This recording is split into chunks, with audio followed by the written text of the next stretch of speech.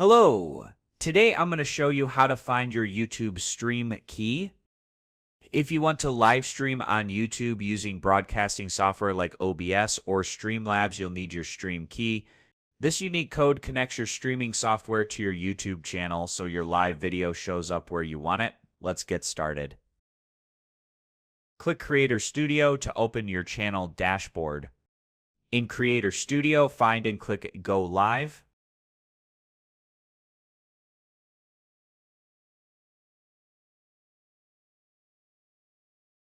In the stream settings, make sure you search in the stream section, find your stream key, click copy to copy your stream key, that edits.